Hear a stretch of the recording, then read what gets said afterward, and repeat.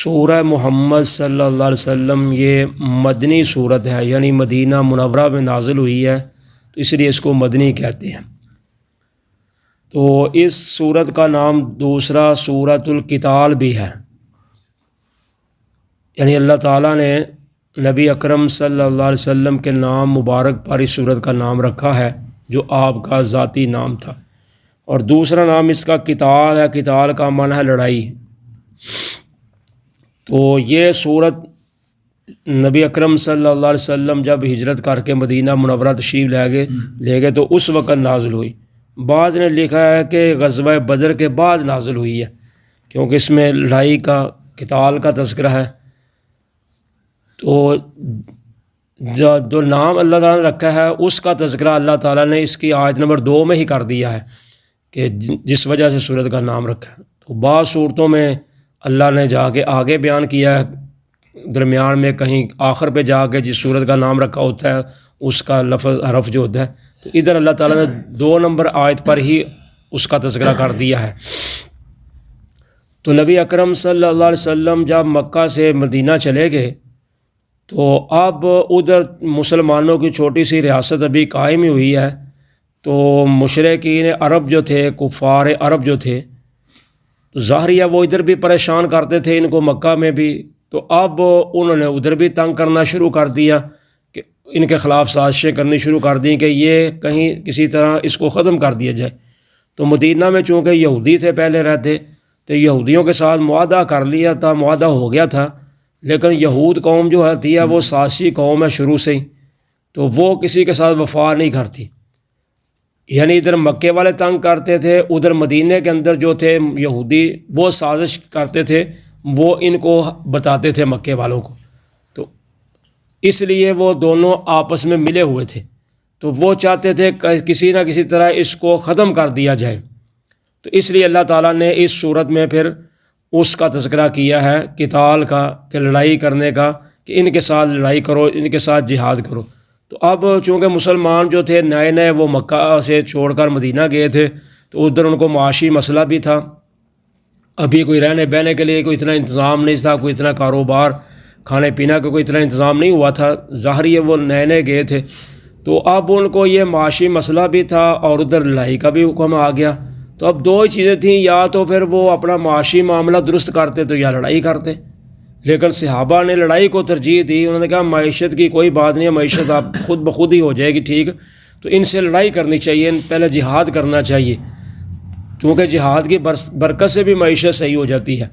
تو اس لیے صحابہ نے پھر جہاد کیا۔ تو اللہ تعالیٰ نے اس میں ایک تو جہاد کا تذکرہ کیا ہے، دوسرے نمبر پر قیدیوں کا تذکرہ کیا ہے کہ اب جو مر گئے جو بچے ان کو قید کر لو۔ تو اب قیدیوں کے بارے میں آپ کو اختیار ہے، یا تو ان کو معاف کر دیں یا پھر ان سے فدیہ لے لیں، یہ آپ کی مرضی ہے۔ تو یہ اللہ تعالیٰ نے اس میں بیان کیا ہے، تو آگے چل کے وہ انشاءاللہ العزیز اس کا تذکرہ آئے گا کل کے سبق میں ہی انشاءاللہ۔ تو اللہ تعالیٰ فرماتے ہیں الذین کفروا وصدوا عن سبیل اللہ، وہ لوگ جنہوں نے کفر کیا اور روکا اللہ کے راستہ سے، اضل اعمالہم، ان کے اعمال اللہ نے برباد کر دیے۔ تو فرمایا وہ کافر لوگ جو خود بھی کفر پہ اڑے ہوئے ہیں اور لوگوں کو بھی روکتے ہیں، یعنی اسلام لانے پہ لوگوں کو بھی منع کرتے ہیں، تو لوگوں کو روکتے ہیں، تو اللہ تعالیٰ فرماتے ہیں کہ اللہ تعالیٰ نے ان کے اعمال کو برباد کر دیا۔ بعض نے اس سے مراد کفار قریش اور بعض نے اہل کتاب لی ہے، لیکن یہ عام ہے ان سب کفار کے ساتھ جو یہ کام کرتے ہیں، یعنی خود بھی کفر میں رہتے ہیں اور لوگوں کو بھی کافر بناتے ہیں، لوگوں کو بھی روکتے ہیں کہ تم ان کی بات نہ مانو، ان کے پیچھے نہ چلو۔ والذین آمنوا وعملوا الصالحات،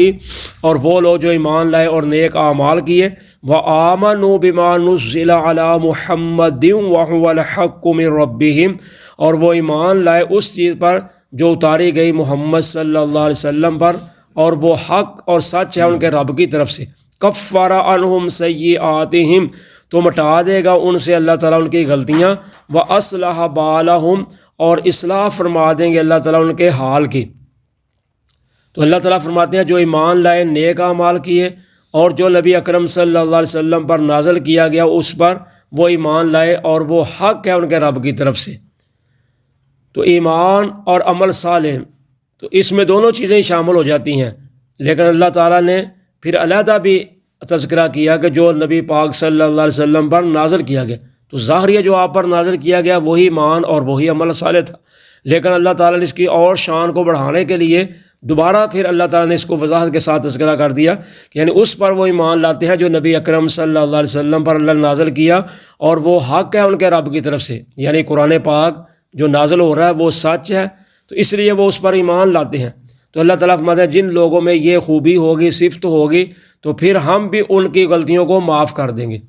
تو اس سے مراد ہے یعنی ایمان لانے سے قبل کی غلطیاں، کوتاہیاں معاف فرما دیں گے، جیسے نبی اکرم صلی اللہ علیہ وسلم نے فرمایا ان الاسلام یہدم ما کان قبلہ، جب بندہ مسلمان ہوتا ہے،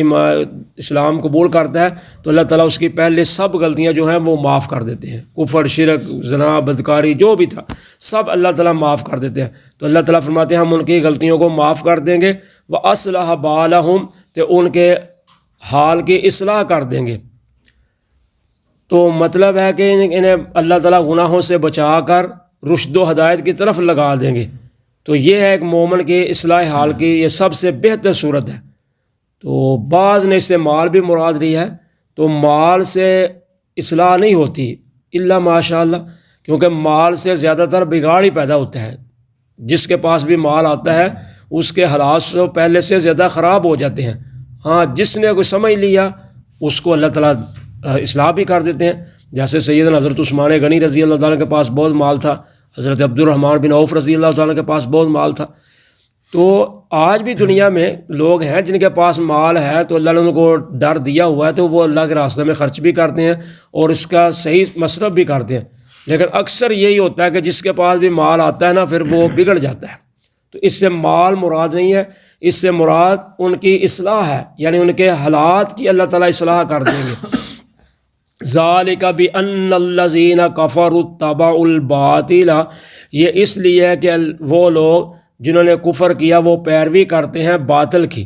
وان الذین آمنوا اتبعوا الحق من ربہم، اور یہ کہ وہ لوگ جو ایمان لائے وہ پیروی کرتے ہیں حق سچ کی جو ان کے رب کی طرف سے ہے۔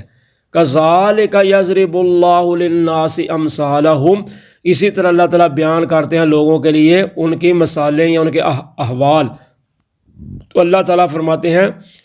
یہ جو لوگ کافر ہیں نا وہ باطل کی پیروی کرتے ہیں، جو ایمان والے لوگ ہیں وہ حق سچ کی پیروی کرتے ہیں جو ان کے رب کی طرف سے ہے۔ تو یہ فرق ہے کہ کافر غلط راستے پہ چلتے ہیں، باطل کے پیچھے لگ جاتے ہیں، تو جو ایمان والے ہوتے ہیں وہ حق سچ کی پیروی کرتے ہیں۔ تو اللہ تعالیٰ فرماتے ہیں ہم اسی طرح بیان کرتے ہیں لوگوں کے احوال، ان کے مثالیں، تاکہ لوگ سمجھ جائیں کہ اچھے لوگوں کے پیچھے چلنا ہے یا برے لوگوں کے پیچھے چلنا ہے، کیونکہ جو برے ہوتے ہیں ان کا کام برائی ہوتی ہے، وہ ہر وقت اسی راستے کو تلاش کرتے رہتے ہیں اور اسی کی طرح لوگوں کو لگاتے ہیں۔ تو جو اچھے ہوتے ہیں وہ اچھے راستے خود بھی تلاش کرتے ہیں اور لوگوں کو بھی اچھے راستے کی طرف لگاتے ہیں۔ تو اس لیے اللہ تعالیٰ فرماتے ہیں کہ ہم لوگوں کے احوال جو گزر چکے ہیں ان کو لوگوں کے لیے بیان کرتے ہیں تاکہ لوگ سمجھ جائیں کہ اچھے لوگوں کا انجام کیا ہوگا، برے لوگوں کا کیا ہوگا۔ جیسے پیچھے ابھی ہم نے پیچھے والی آیت میں بھی پڑھ لیا ہے کہ جو ایمان لائیں گے اللہ ان کے گناہ بھی معاف کریں گے، ان کے حالات کو بھی درست کریں گے، لیکن جو کافر لوگ ہوں گے وہ خود بھی کافر ہیں، لوگوں کو بھی کافر بناتے ہیں، تو اللہ ان کے اعمال کو برباد کر دیں گے، یعنی ان کو کچھ بھی نہیں ملے گا۔ جیسے مشرکین مکہ حاجیوں کو ستو پلاتے تھے